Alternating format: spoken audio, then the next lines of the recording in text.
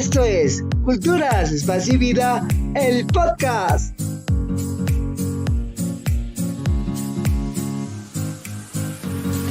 ¿Qué onda, gente? ¿Cómo están?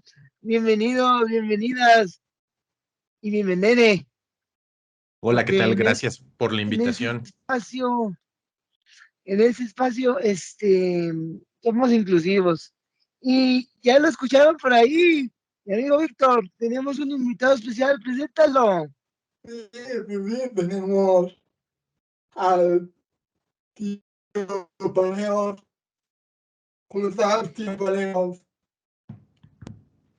Tim Paleos, Hola, hola. El tío Paleos, aquí con nosotros. el tío de todos nosotros, el tío de todos los niños.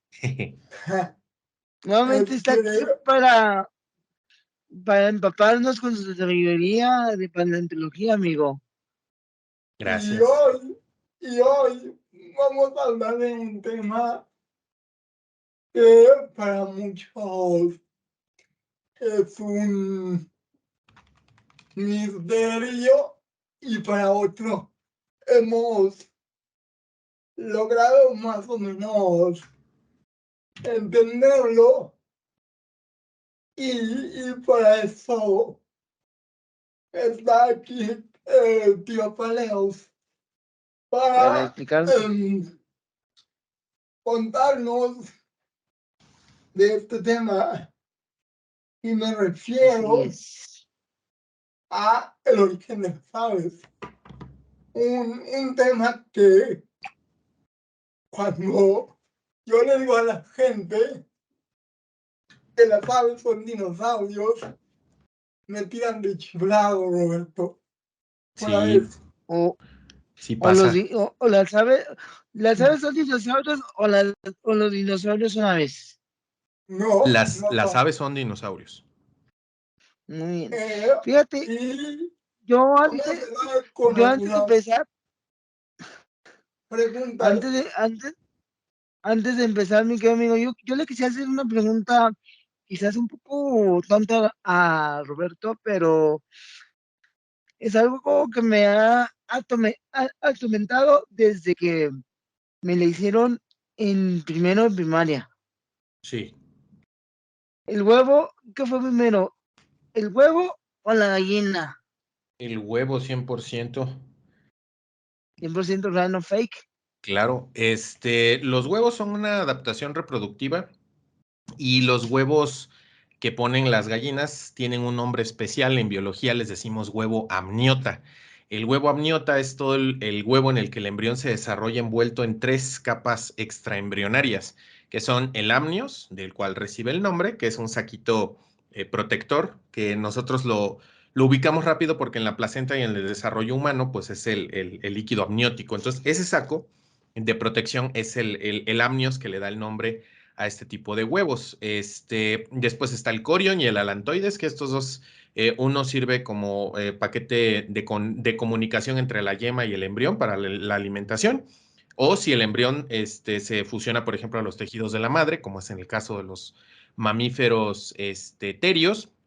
En ese caso, pues se transporta por ahí los nutrientes. Y el otro, el alantoides, pues es básicamente como el inodoro del embrión. Es donde se vierten la mayoría de los desechos. Algunos de ellos, por ejemplo, en el desarrollo de los terios, se van hacia la madre, ¿no? Entonces ahí hay un pequeño cambio.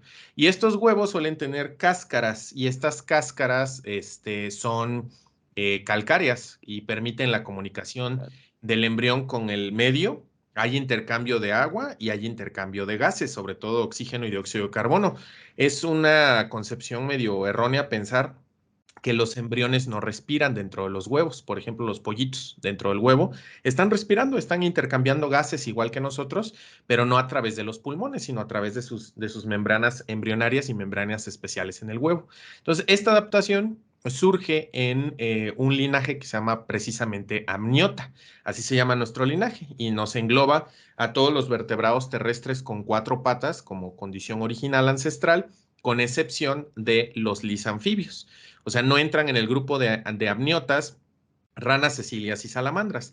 Todos los demás sí entran dentro de este grupo y en esto se evolucionó el huevo. Hace unos 312 millones de años aproximadamente. Y las gallinas tienen poquito, tienen como especie doméstica unos 4.000 o 5.000 años, 6.000 según algunos datos más recientes. Y como especie silvestre, pues tienen unos 2 millones, 2,5 millones de años, como el gallito de la jungla que se llama Gallus gallus, la especie de la cual se tomaron ejemplares silvestres para hacer selección artificial y fabricar gallinas. Muy bien, muy bien. Bueno, vamos a entrar Muy bien, al tema. gracias por tu explicación. Vamos a entrar ¿De al qué? tema. Y la primera pregunta Sí. sería, Venga de ahí, amigo, aviéntatela. ¿cuál fue el primer ave en todo origen, la que dio origen a este grupo avialar? Bien, esa pregunta está interesante porque nosotros solemos pensar que en el registro fósil podemos identificar eso y la realidad es bien cruda, la realidad es que no se puede identificar eso. Tenemos demasiados sesgos en el registro fósil como para poder identificar. Hay un ejemplo bien padre que me gusta de la evolución que ponen una imagen que es un gradiente de aquí arriba es azul y aquí abajo es rojo y hacen el gradiente, obviamente por ahí digital, ¿no? Con algún programa de diseño, y te dicen, ¿no? Tú sabes identificar muy bien cuando es rojo y sabes identificar muy bien cuando es azul. Y cuando está toda la gradación, es prácticamente imposible determinar de manera objetiva dónde se acaba el rojo y dónde empieza el azul, dónde deja el rojo de ser rojo y dónde el azul deja de ser azul. Pero si nosotros tomamos recortes de ese gradiente, podemos identificar rojos, rosas y cómo se van cambiando a violetas y luego van apareciendo diferentes tonos de azul y les podemos asignar nombres. Algo muy parecido ocurre con el registro fósil, de tal manera que tenemos una gradación. Entre más investigamos un grupo, que desgraciadamente no es el caso con las aves por el sesgo mayúsculo que hay en el que estén tan atrás en el tiempo. Estamos hablando de 160 millones de años en el Jurásico tardío como punto de origen de las aves. Entonces, esa es la fecha estimada. ¿Sabemos que fue hace 160 exactamente? No, pero es el mejor estimado acorde al registro fósil y a la divergencia de los linajes, cuando se separaron unos grupos de otros. Entonces, si nosotros viajáramos a esos 160 millones de años, al Jurásico, y tratáramos de ver que más o menos cuál es cuál, nos sería extremadamente difícil identificar, para empezar a reconocer cuál es un ave y cuál no es un ave. Tendríamos que pelarlos, hacernos un Kentucky Fry, Jurassic Chicken, y Ay, yo les dije, despellejar y analizar la anatomía osteológica, porque eso es lo único que tenemos los paleontólogos para trabajar y en función de los huesos es que se ha definido en este grupo qué es y qué no es un ave. En el caso de las aves, por ejemplo, se toma la relación de longitud entre el húmero, que es este hueso de aquí del brazo, y el fémur. Cuando el húmero es igual o más largo que el fémur, hablamos de que está generalmente suele ser ya un avialano, que es el nombre técnico del grupo de las aves, que fue un consenso además, que no es algo objetivo. Obviamente un consenso pues no, nunca va a ser objetivo porque se define a partir de pues democracia, ¿no? Básicamente, entonces eso no es objetivo. En el caso de las aves se eligió que fuera aviale el grupo a partir desde el cual decimos esto es un ave y para atrás no es un ave. O fuera, más bien, no para atrás, sino fuera del grupo no es un ave y dentro de aviale es un ave. Sin embargo, en años recientes ha habido como un problema en definir, por ejemplo, la posición filogenética de un grupo que se llama Anchiornithidae, que al principio no se le reconocía como tal porque eran muy poquitos. Y al ser muy poquitos, no agarraban identidad, no agarraban cohesión en los análisis filogenéticos, que son los análisis en los que se prueban las relaciones de parentesco a partir de evidencia morfológica. Entonces, como no agarraban cohesión, costó trabajito reconocer que eran un grupo. Ya que se reconoció que eran un grupo, la familia Anchiornithidae, ahora el problema fue, ¿entran o no entran dentro de Aviale? Hay investigadores que los dejan fuera de Aviale y hay investigadores que los meten dentro de Aviale. Entonces, si le hacemos caso a los que los meten, pues bueno, entonces tendríamos que buscar cuál es el anquiornítido más temprano conocido o más antiguo conocido. Aún si hiciéramos eso, siempre vamos a tener la espinita de que siempre puede salir uno más joven. Entonces, no podemos decir y apuntar a uno y decir, esta es la primera ave. Eso se intentó en 1986, de cierta manera, cuando un investigador de nombre Jacques Audier dijo, dada la importancia histórica científica de Archaeopteryx litográfica, se toma esta especie para definir que a partir de esta, todos los que estén más cercanamente emparentados a Archaeopteryx que a otros dinosaurios, por más cercanos que estén, son parte del grupo de las aves. Pero no significa que Archaeopteryx sea la primera ave, porque Archaeopteryx vivió hace 150 millones de años, en lo que hoy es Solnhofen, en Alemania. Esos son 10 años, 10 millones de años más adelante del origen de las aves. O sea que las aves habrían surgido 10 millones de años antes de que siquiera Archaeopteryx hubiese evolucionado. Entonces tampoco podemos agarrar a Archaeopteryx y decir, esta es la primera ave. Pero lo que Jacques Audier intentó hacer fue decir, bueno, a partir de Archaeopteryx y todos los que estén más cercanamente emparentados a Archaeopteryx. Pero, como les digo, pues existe este debate de si los anquiornítidos entran o no entran dentro de Aviale. Entonces, ese es algo que todavía está bajo resolución. Y a la pregunta original de cuál es la primera ave, pues no podemos responderla de la misma manera que no podemos decir cuál fue el primer mamífero. Sí podemos decir cuál es la primer ave en el registro fósil, o sea, identificada como tal, clasificada como tal en el registro fósil. Ahí sí, pero otra vez tenemos con el caso particular de las aves, el debate muy específico de si los anquiornítidos son o no son aves. Si son aves, bueno, hay todo un conjunto de estos que aparecen hace 160 millones de años. Ciautinga, por ejemplo, Anchiornis huxleyi, hay uno que se llama Pedopena, que significa plumas en las patas. Viene de poidos o de podos, que es patas, y de pena, que significa plumas, ¿no? Entonces, plumas en las patas. Y así hay muchos más que más o menos tienen 160 millones de años. Pero si no son estos, bueno, entonces los arqueopterígidos, con Archaeopteryx, ahí y sus diferentes especies serían dentro de las aves más antiguas conocidas, pero no podemos asegurar que sean las primeras porque les digo, vivieron 10 millones de años más adelante de lo que se supone debiesen de haber divergido del resto de dinosaurios. Ok, muy bien. Otra pregunta. ¿Quién o quiénes fueron los primeros en tratar de establecer este consenso de que a partir tal o cual hallazgo se iniciaría el linaje de las aves?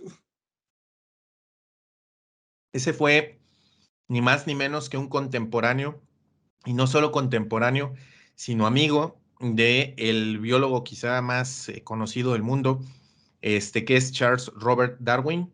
Su amigo conocido en los círculos académicos como el Bulldog de Darwin por sus defensas feroces de la teoría de la evolución, es justamente Thomas Henry Huxley, amigo personal de Darwin y quien fue quien por un espacio de 12 o 15 años estuvo yendo a casa de Darwin a estarlo friegue y friegue y friegue y friegue para que publicara su investigación acerca de la transmutación, que así es como se llamaba la evolución antes de que el nombre fuera inventado por un geólogo aparte que se llama Charles Lyell. Entonces, fue Huxley quien agarró los fósiles de la época, buscó entre los grupos de reptiles que lo que sí tenían claro en la época victoriana, en la época de Huxley, estamos hablando de 1848, lo que sí tenían claro es que las aves eran justamente parientes de los reptiles. Eso sí estaba perfectamente bien claro, que las aves tenían un vínculo con los reptiles, porque los otros grupos posibles, pues eran los mamíferos, lo cual pues no es correcto, y por ahí me equivoqué en la fecha, dije 1848, es 1868. ¿Se sabía que con mamíferos? No, aunque compartíamos algunos rasgos como por ejemplo conductas muy complejas, inteligencia muy grande, corazón con 4 cámaras y metabolismo muy alto. Se sabía que no era con los mamíferos donde había que buscar. Por las patas de las aves que presentan escamas, por la puesta de los huevos que tienen cáscaras, que es lo que platicábamos hace ratito, se sabía que quienes eran los parientes más cercanos eran los reptiles, como se entendía en la época, ¿no? Y entonces Huxley lo que hizo fue buscar entre los reptiles fósiles que conocían en la época 1868, o sea, los albores de la paleontología de vertebrados. Y entonces dio con la caliza alemana Solhofen, justamente donde está Archaeopteryx, y estudió un ejemplar de Archaeopteryx que no sale en los libros. El que sale en los libros así todo guapo, con su postura así como de pollito aplastado, bien hermoso, esa es una especie que se llama Archaeopteryx siemensi. En nuestros libros luego nos lo ponen ahí como un impostor, nos dicen que ese es Archaeopteryx litográfica, ese no es litográfica, ese es siemensi. Litográfica es otro que parece pollo en sumidero, como si el cadáver se hubiera sumido en la arena y hubiera dejado los brazos y la cola así sobresalidos y los restos están desarticulados y uno lo ve y ese no es un fósil bonito, pero es un fósil muy informativo. Entonces, con ese ejemplar que se conoce como el espécimen de Londres, fue con el que Huxley agarró y dijo, bueno, esto sin lugar a dudas es un ave, porque en su época pluma igual a ave. Entonces, como este fósil tenía las plumas de las alas y las plumas de la cola, pues para ellos era claro que era un ave. Y al aparecer en estratos jurásicos, pues era lo más antiguo que podían estar. Y estaban bien cerca, porque 150 millones de años es casi lo máximo que puedes llegar hacia atrás en el tiempo y encontrarte aves fósiles. Le atinó, ¿no? Tuvo mucha suerte. Y en la misma caliza había un dinosaurio chiquito, porque en su época los dinosaurios eran retratados como cocodrilos, con forma de oso, así todos monstruosos, Como lagartos, ¿no? como lagartotes así, bien, bien monstruosos. Y Huxley agarró y se encontró uno chiquito en la caliza de Solhofen, que ya habían nombrado y estudiado otros antes, que se llamaba Compsognathus, los famosos compis de Parque Jurásico. Estos chiquitos, ¿no? Había un esqueletito ahí bastante bien conservado de uno. Entonces dijo, estos reptiles son los que se parecen más a las aves, ¿no? Tienen los huesos muy parecidos e hizo todo un estudio, y en el cual concluye que ese grupo de reptiles es el más cercano, intermedio entre los otros reptiles, ¿no? Por ejemplo, los cocodrilos, las lagartijas y demás, y las aves. Entonces es Huxley el primerito que dice, hey, en 1868 las aves están emparentadas con los dinosaurios, ¿no? Y de hecho dijo que habían evolucionado directamente de ese grupo, ¿no? Y estaba en lo correcto, pero le hicieron fuchi y no le escucharon mucho y alguien contó el chiste con más fuerza mucho, mucho, mucho tiempo después. Pero fue Huxley el primero. Ok, bien. Fíjate Ahora, qué interesante, porque yo habría pensado que este descubrimiento, entre comillas, era relativamente nuevo, como del 90 para acá, más o menos. Sí, justo en los 90 se hizo popular, ¿no? Resucitado por ahí, a partir de un descubrimiento de 1969. 69, 70 más o menos. Sí, más Ah, o menos. bien. Entre dinosaurios y aves, ¿cuáles son las principales similitudes? Bien, hay más de 150 similitudes osteológicas entre aves y dinosaurios, pero obviamente se hace lo que se hizo como lo que hizo Huxley. No agarramos a un Triceratops y lo tratamos de comparar con las aves porque vamos a encontrar menos. Entre más distante en el árbol familiar veamos, vamos a encontrar cada vez menos características en común, pero aún así hay características en común. De hecho, las podemos encontrar con miembros fuera de dinosaurios, ¿no? Pero entre más en común tengan, es más probable que esta similitud fina se deba a una ancestría común, que es básicamente el precepto básico de cómo se hacen las relaciones de parentesco. Porque mucha gente piensa que con que haya similitud ya planteamos que son parientes. No, pero es similitud fina. O sea, no vemos una característica o dos, vemos un montón de características. De tal manera que, por ejemplo, no confundimos a un lagarto de cristal con una serpiente, a pesar de que el lagarto de cristal no tiene patas y se arrastra igual que una serpiente. Entonces, vemos esas características. En el caso de los dinosaurios, los más cercanos, cuando vemos los que están más cerca de las aves, ¿no? Los parabianos se llaman, que son los llamados en la cultura popular raptores, que son de las familias Dromeosauridae y Troodontidae. Bueno, hay un montón de características en común. ¿Cuáles son? Por ejemplo, el acetábulo totalmente perforado, que el acetábulo es el agujero de la cadera donde va la cabeza femoral. En nosotros no está perforado, es una hendidura así, ¿no? Sólida por aquí. Ahora, hay otras criaturas que lo tienen perforado, como por ejemplo los cocodrilos. Los cocodrilos también lo tienen perforado, pero hay una diferencia muy grande. En el caso de las caderas de las aves y los dinosaurios, hay 3 huesos aportando a el acetábulo y en los cocodrilos solo hay 2. El pubis no participa. En las aves participan y los dinosaurios, pues que las aves son dinosaurios, participa el pubis, el ilion y el isquion. Los 3 le aportan un pedacito a la rueda, digamos, que es el acetábulo. Sí. Y eso se conoce como perforado. Yo siempre les digo a mis estudiantes que para ver lo de la relación aves-dinosaurios se vayan al Pollo Loco y se compren un pollo asado pollo loco. y lo van a destazar porque van a ver ahí las características, ¿no? La otra, bien fácil de ver, al es pollo el pie, infeliz. O al pollo feliz, al que gusten, pero que haya esqueleto más o menos completo, ¿no? La otra característica, por ejemplo, es fácil y que es muy, muy, muy grande, es el número de falanges, que son los huesitos individuales de la mano o del pie, de los dígitos, en las patas traseras de los dinosaurios y de las aves. Son exactamente los mismos. En el dedo 1 hay 2. En el dedo 2, que es el índice de los pies. En el dedo 2 hay 3. En el dedo 3 hay 4 y en el dedo 4 hay 5 y el dedo quinto nunca está. Y eso lo podemos ver en un tiranosaurio y en un pollo. Son la misma fórmula se llama. Misma fórmula de falanges, es exactamente la misma. Podemos ver algunas otras características como por ejemplo lo son los huesos huecos y el sistema trabecular. O sea, no solo son huesos que están huecos por dentro, sino que además tienen un sistema llamado trabéculas, que es básicamente como si fueran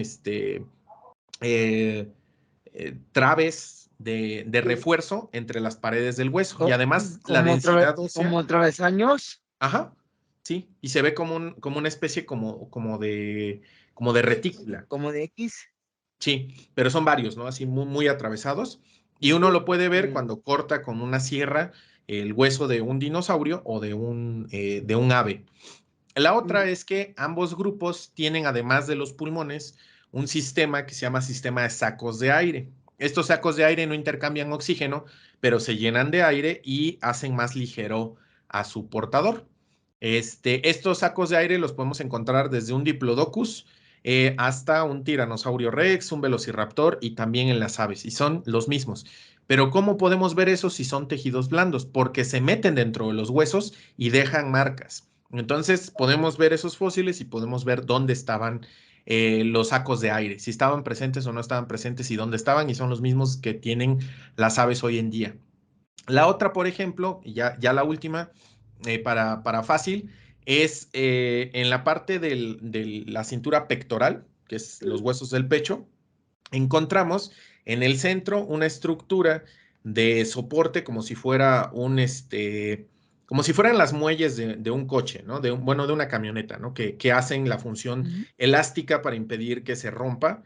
En el caso, pues es la suspensión trasera de las camionetas, pues aquí es lo mismo, pero en el pecho. Impide que los huesos se toquen y es un hueso elástico que hace esto, ¿no?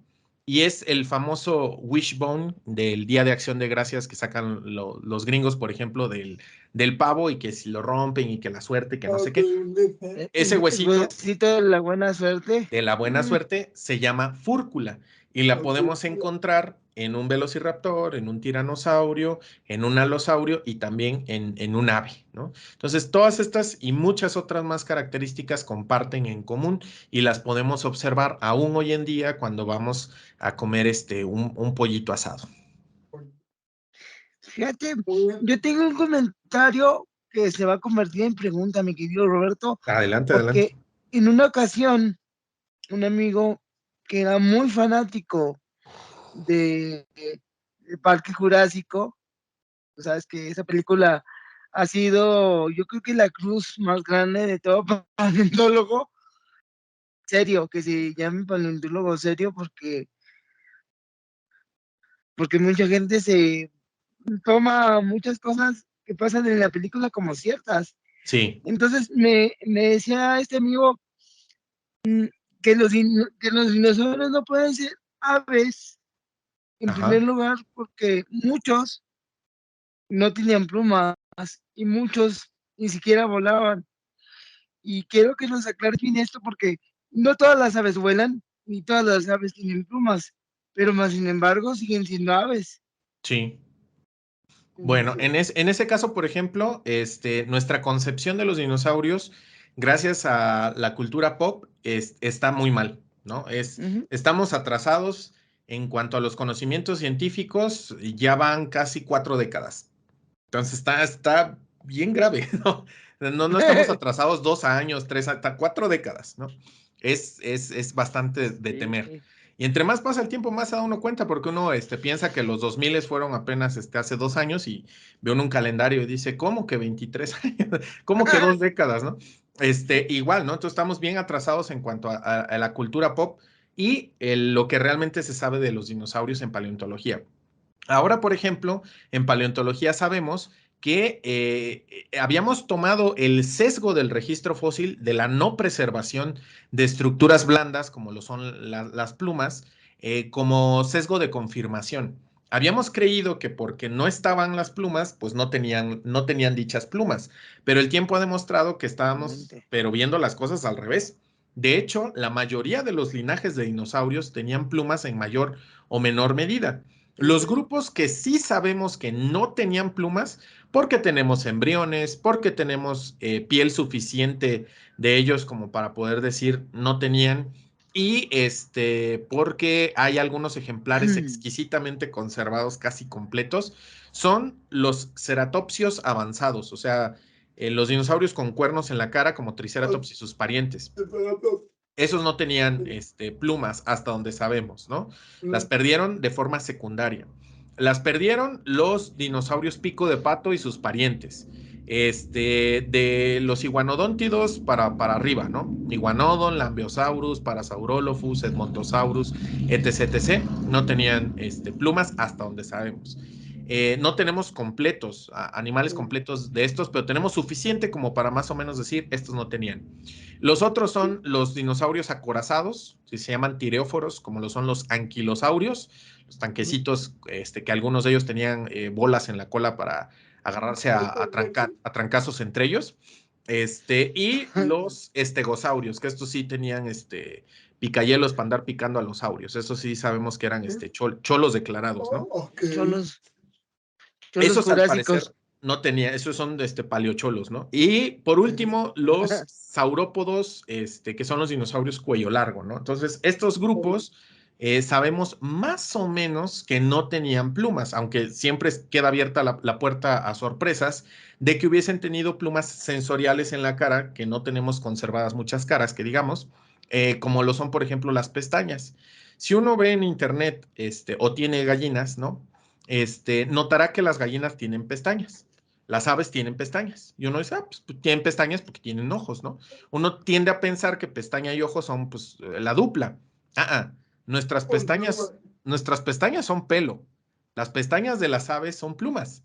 Entonces son estructuras que se llaman análogas. Tienen la misma función, pero tienen orígenes totalmente diferentes. Entonces no se descarta que estos dinosaurios con pieles predominantemente escamosas hayan tenido, por ejemplo, pestañas, ¿no? Hechas de plumas. Y hoy sabemos, por el registro fósil, que las plumas eran la condición ancestral no solo de los dinosaurios, sino de un grupo más grande que se llama Ornitodira, que incluye a los pterosaurios, que son los reptiles voladores, que no eran dinosaurios.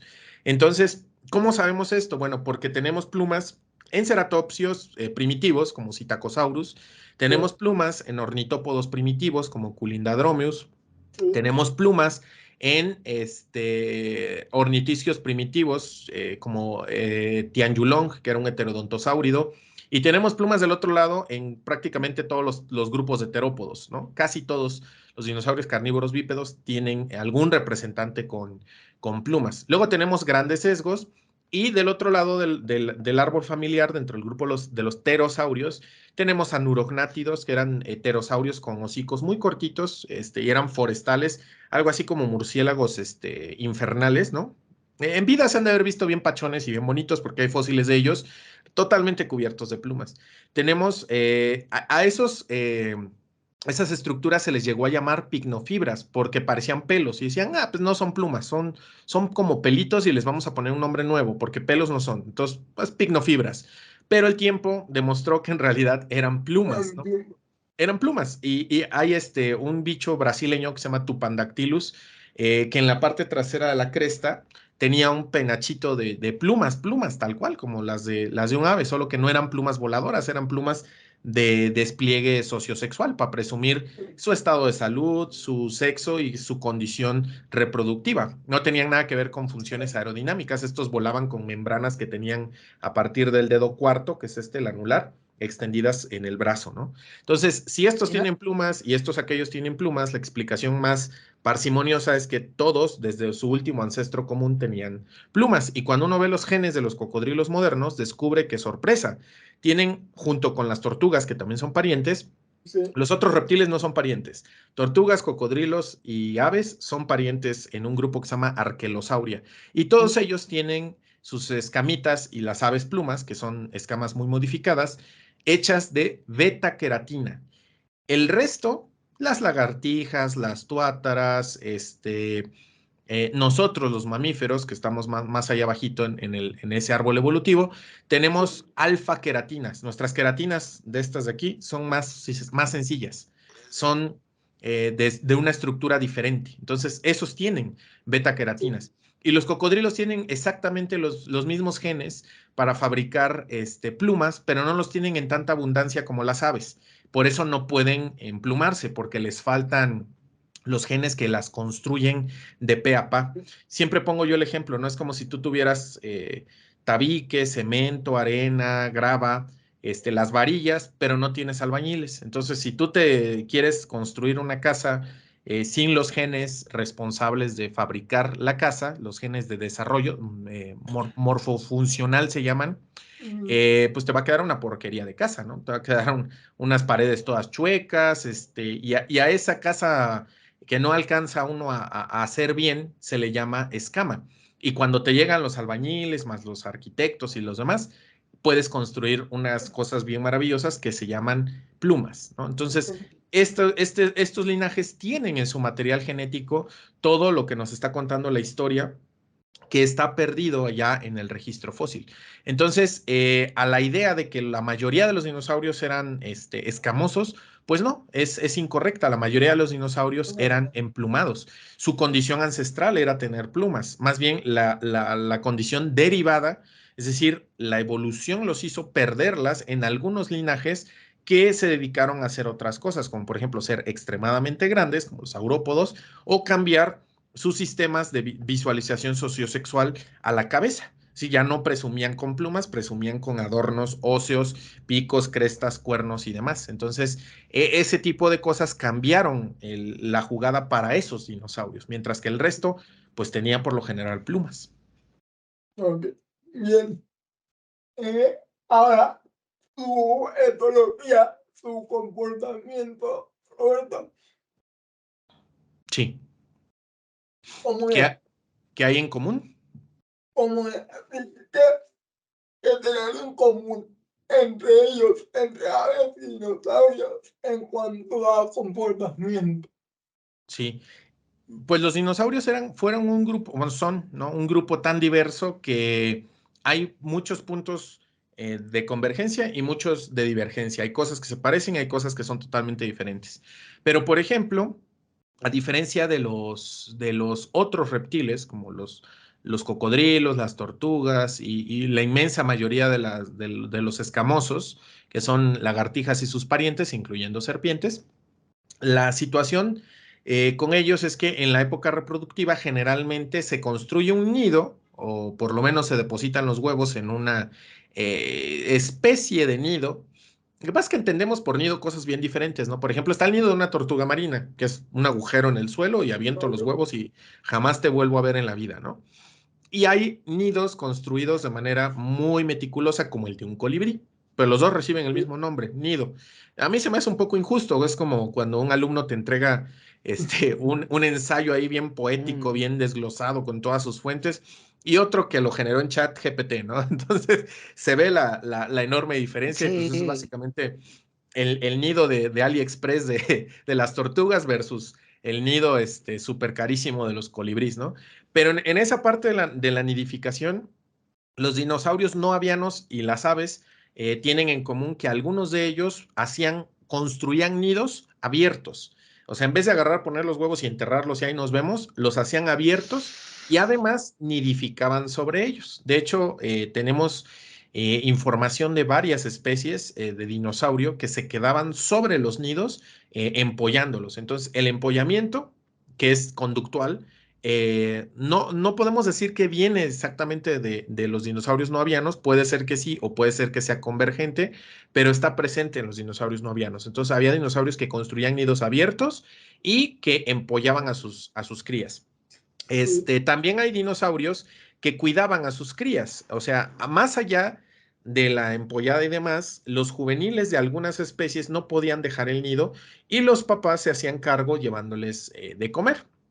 Ese es otro comportamiento, por ejemplo, que tenemos en común con las aves. Otro comportamiento, diagonal fisiología, es la parte del regurgitar. Los reptiles, por lo general, regurgitan bajo condiciones muy específicas de estrés. Cuando están estresados o muy enfermos, pueden regurgitar, pero normalmente no lo hacen porque sus ácidos digestivos, sobre todo los de los depredadores, son tan potentes que destruyen prácticamente todo.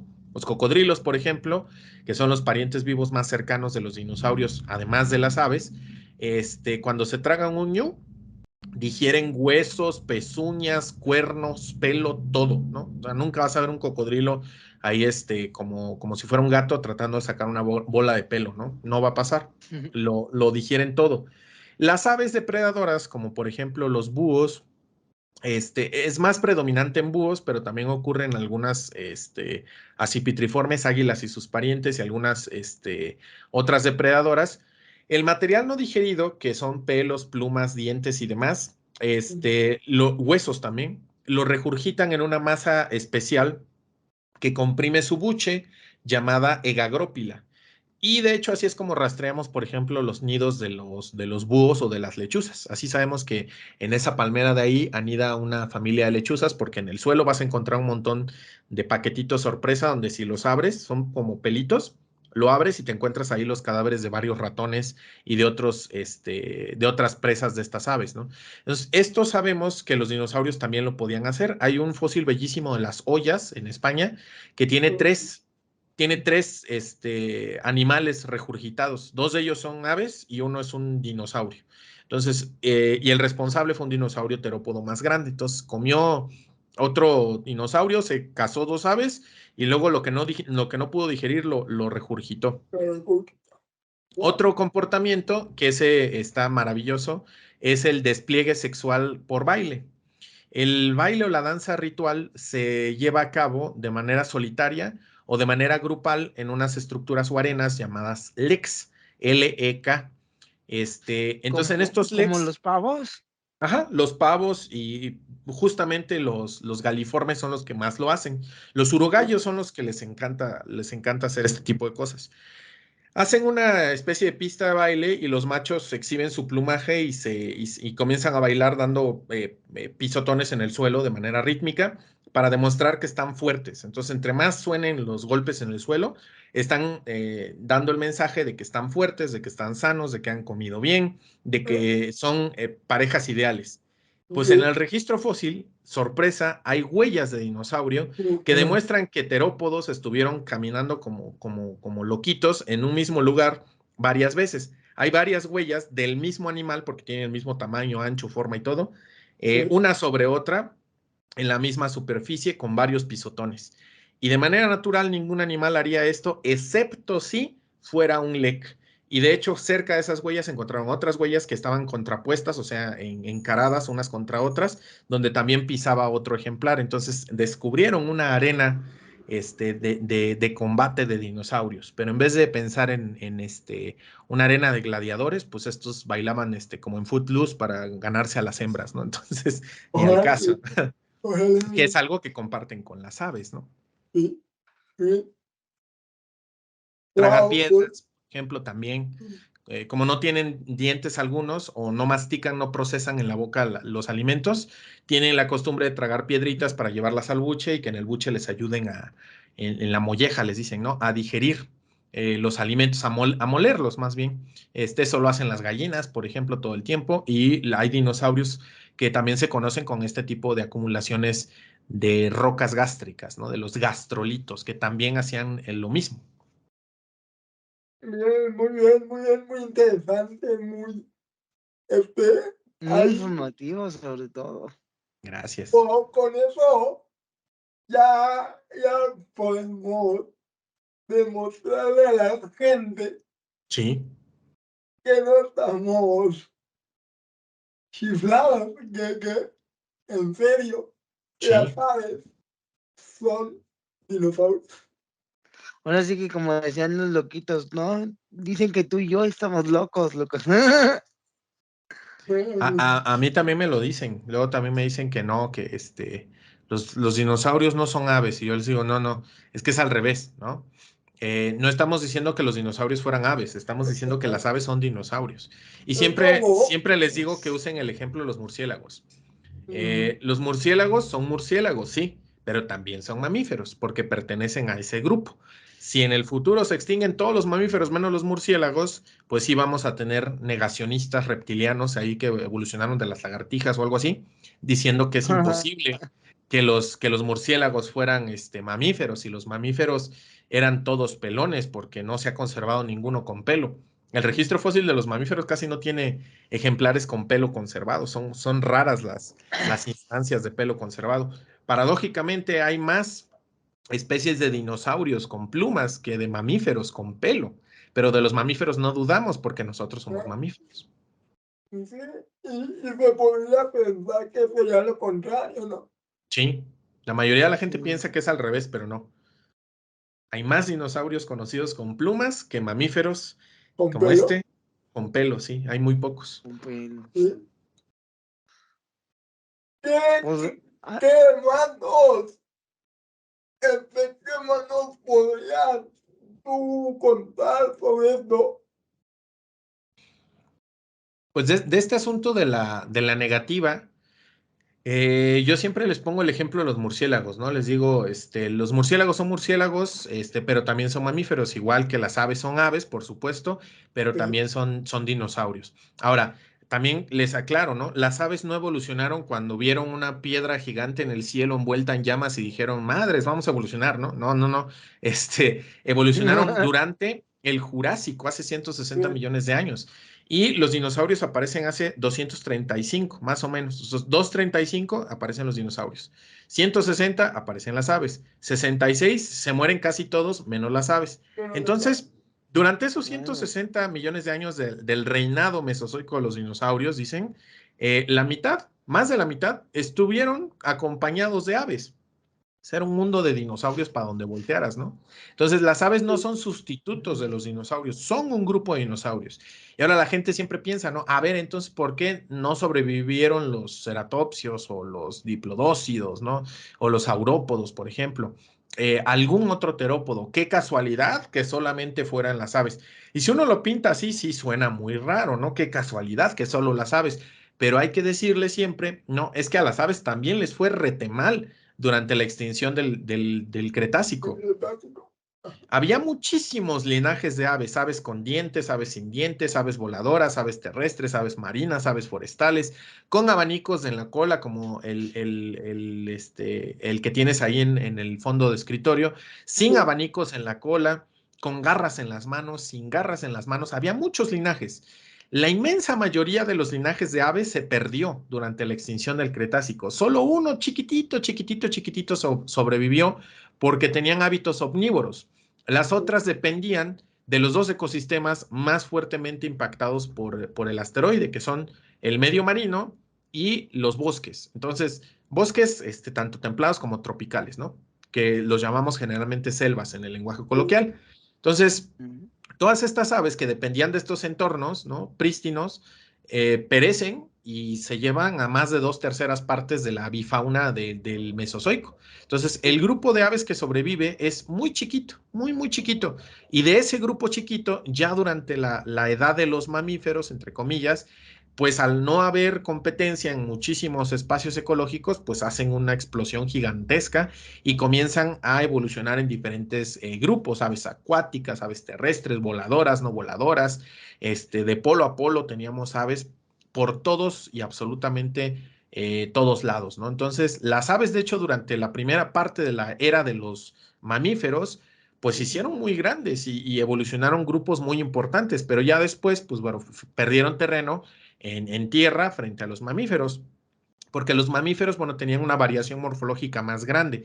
Y las aves, aunque nos parezcan muy diferente un avestruz de un pollo o de un colibrí o de un pingüino, tienen el mismo diseño básico en el fondo. O sea, si uno las pela, en los huesos son lo mismo, o sea, son combinaciones diferentes de la misma baraja, ¿no? Y en los mamíferos, bueno, tienes varios tipos diferentes de barajas con los cuales pues han generado pues cosas bien extrañas, como estos gigantescos animales de trompas y labios fusionados, ¿no? Los proboscidios, los carnívoros, etcétera, mientras que las aves tuvieron mucho menos con qué jugar y aún así generaron una variación muy grande, ¿no?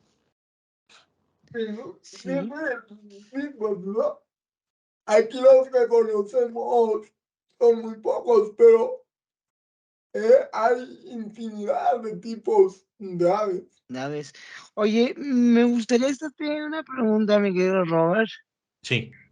Apelando a tu lado curioso, a tu lado, ahora sí que de investigador.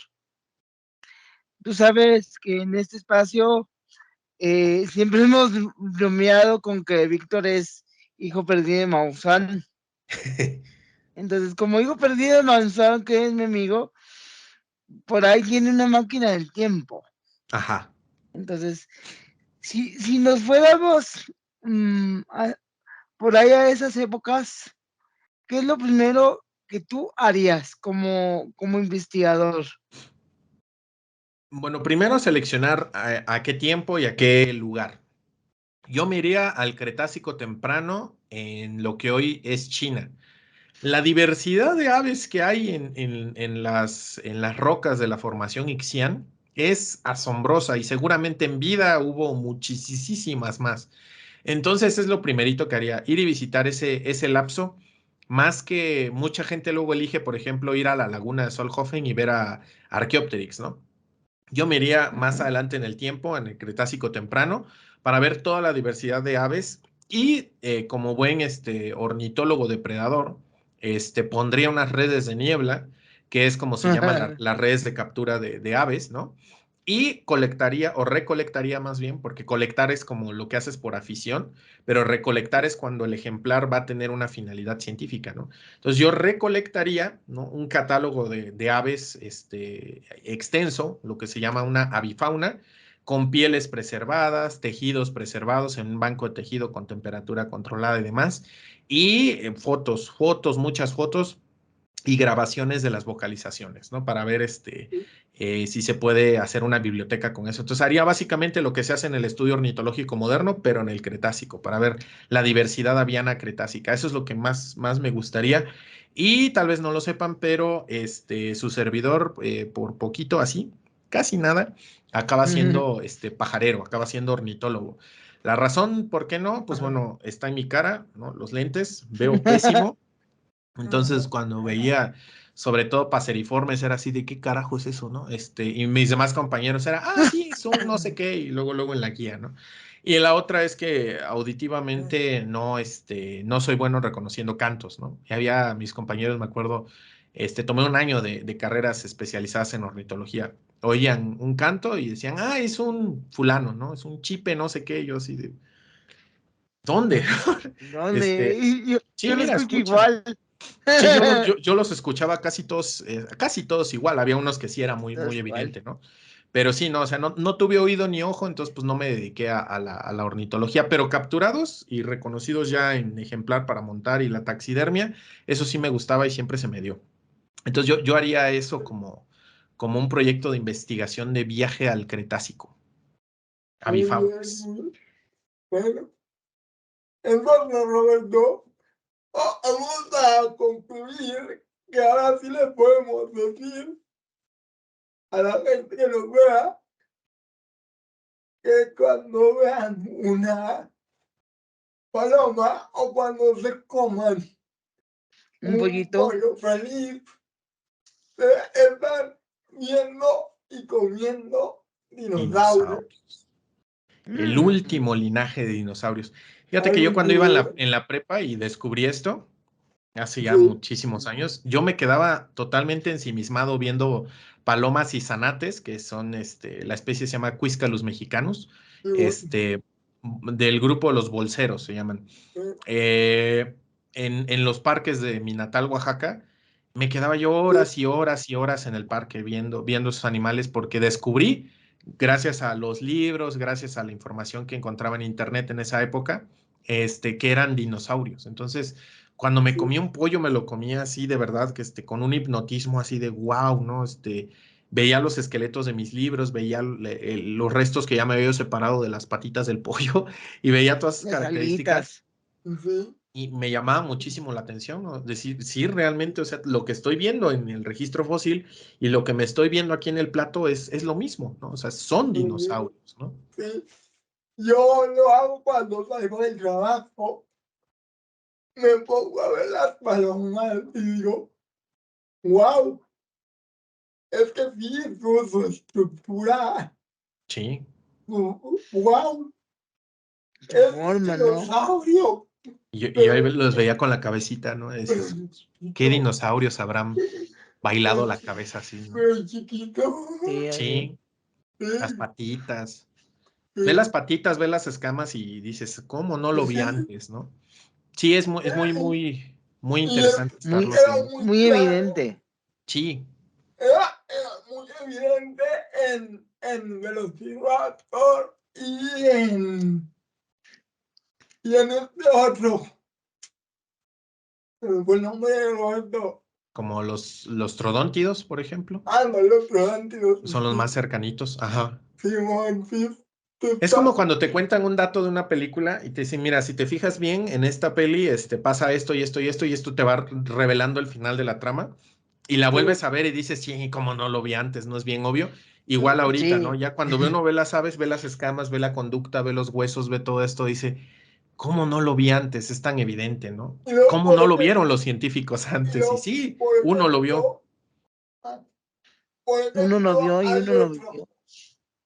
Sí, hay otro detalle que a mí me da coraje de Jurassic Park. sí, Es que a Velociraptor lo ponen como un auténtico monstruo, sí. cuando era una cosita Bien chiquitita, ¿no? chiquitita, ya está Es bonito, Sí, como un gallo, ¿no? De o un tamaño más o poquito menos de un más gallo, ¿no? como guajolote, más o menos. como un guajolote, sí, algo así. Sí, ese es culpa del autor de la novela, por andarle haciendo caso a un paleoartista. Ah, Que cuando él estaba escribiendo la novela, Michael Crichton, estuvo consultando paleontólogos y consultó un paleoartista que le dijo que el Velociraptor de Mongolia era lo mismo que el Deinonychus antirrofus que tenían en Estados Unidos. Y entonces le dijo, es lo mismo. Entonces, va a ser renombrado como Velociraptor, que es ¿no? El amarillito de acá. Le van a cambiar el nombre, se va a llamar Velociraptor Antirrofus. Y este es Velociraptor mongoliensis, pero son lo mismo. No era cierto. De hecho, ni siquiera son cercanos.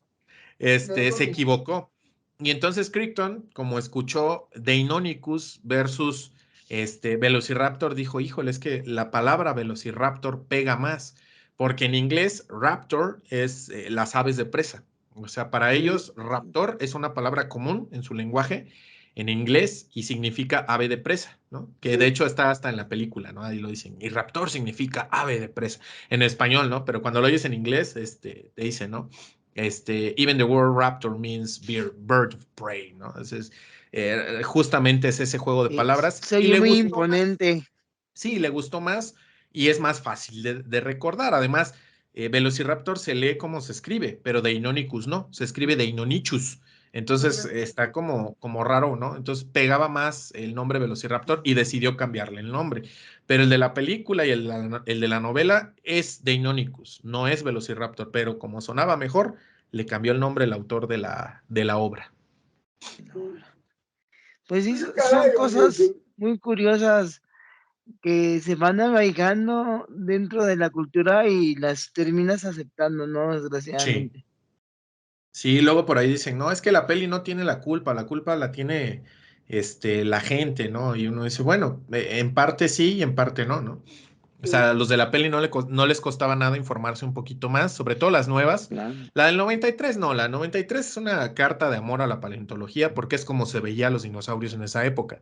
De hecho, ni se sabía que tenían plumas, se descubrieron en 1996, 97 los primeros. Entonces, pues no tenían ni idea de que estaban mal. Y ya para las entregas posteriores, sí, ya fue pereza de los autores, sobre todo De la los saga nueva, ¿no? guionistas. Sí, ya no les importó la parte científica, ¿no? Y eso te lo dejan claro desde la del 2015, donde te dicen, hemos aprendido más de la genética que de la paleontología en 150 años, ¿no? Es como una frase muy de desdén hacia la paleontología y que desgraciadamente mucha gente abrazó como cierta. Mucha gente cree que a los dinosaurios los conocemos por el ADN y esas cosas, y no es cierto, no, espérate, o sea, la paleontología y esto de sacar huesos y garras y dientes sigue siendo la forma principal de conocer a dinosaurios, no hay otra de momento, ¿no? Entonces, la paleontología es súper, súper importante como disciplina científica, es algo que se debe estudiar y es algo que se trabaja igual que como se trabaja en otras disciplinas científicas, ¿no? Es formal, es seria, y a pesar de que la gente luego dice, ¿no? Que son, no les dice reconstrucciones, les dice como diseños. No son diseños, ¿no? O sea, diseño es cuando haces una criatura para un videojuego, una película.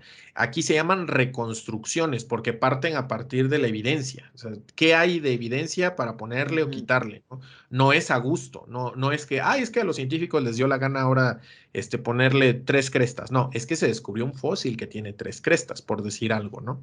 Entonces, nunca los cambios en paleontología son por gusto, siempre son por evidencia. Ni mucho menos por estética. Sí, no, eso nos tiene totalmente sin cuidado, ¿no?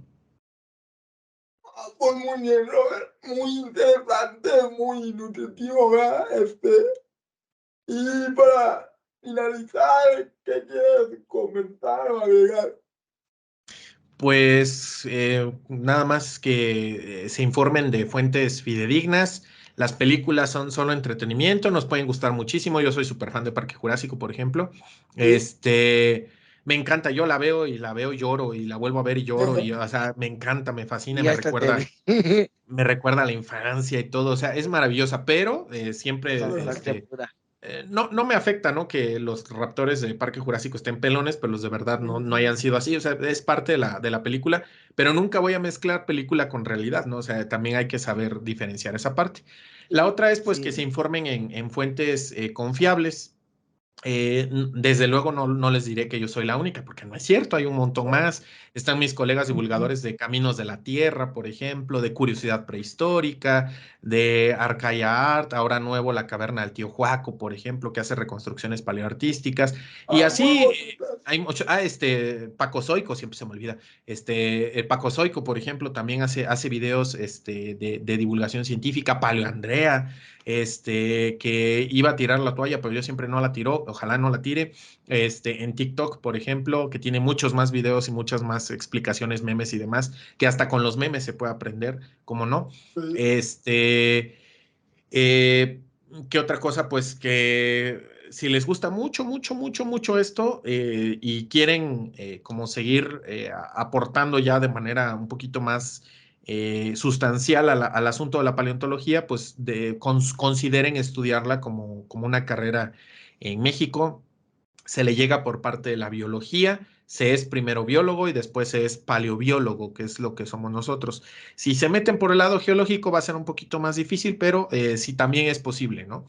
Sí. Y por último, pues nada, si les gusta, pues hay muchos libros, documentales, series, películas, figuras, réplicas, algunos fósiles legales que se pueden conseguir. Nunca compren en el mercado negro, siempre asegúrense de que sean legales los fósiles que están consiguiendo. Y hay un montón de formas de acceder a la paleontología.